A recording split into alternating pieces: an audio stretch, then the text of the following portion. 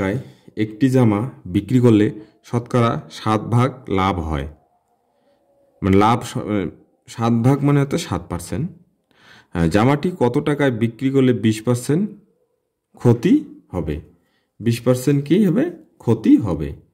তাহলে এখানে দেওয়া আছে দুটো বিক্রয় মূল্য। তাহলে দুটো বিক্রয় মূল্যের ক্ষেত্রে আমরা যেভাবে অঙ্কটা করব সেটা হচ্ছে যে প্রথম আমাদের টার্গেট থাকবে ক্রয় মূল্যটাকে নির্ণয় করা। তাহলে ধরি ক্রয় মূল্য তো দেওয়া নাই, ধরি ক্রয় মূল্য কত টাকা? 100 টাকা। এখন তোমরা এখানে দেখো যে এই প্রথম বিক্রয় মূল্য কত? 7 ভাগ লাভ হয়। তাহলে প্রথম বিক্রয় মূল্য 7% লাভ হয়। তাহলে 7% লাভ হয় মানে কি? 100 যোগ 7, 107 টাকা।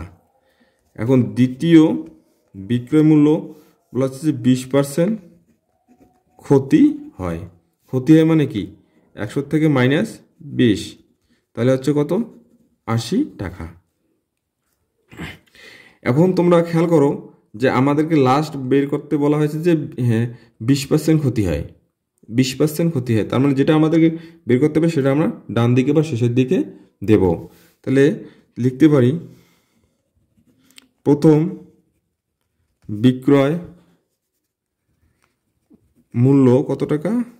160 টাকা। 160 টাকা।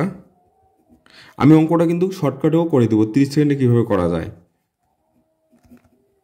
হলে দ্বিতীয় বিক্রয় মূল্য 80 টাকা।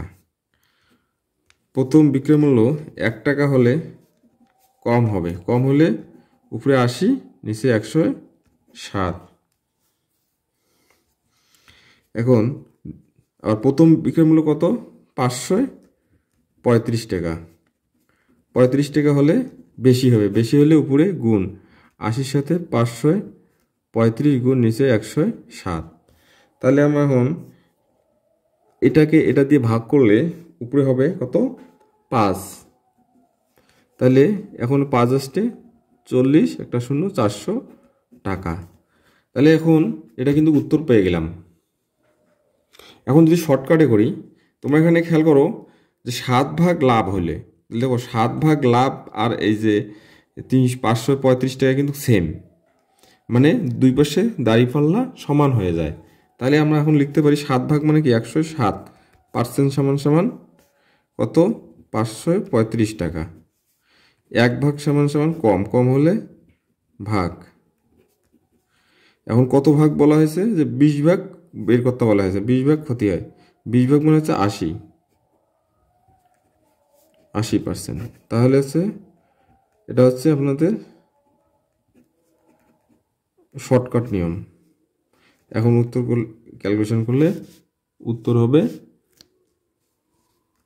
400 টাকা।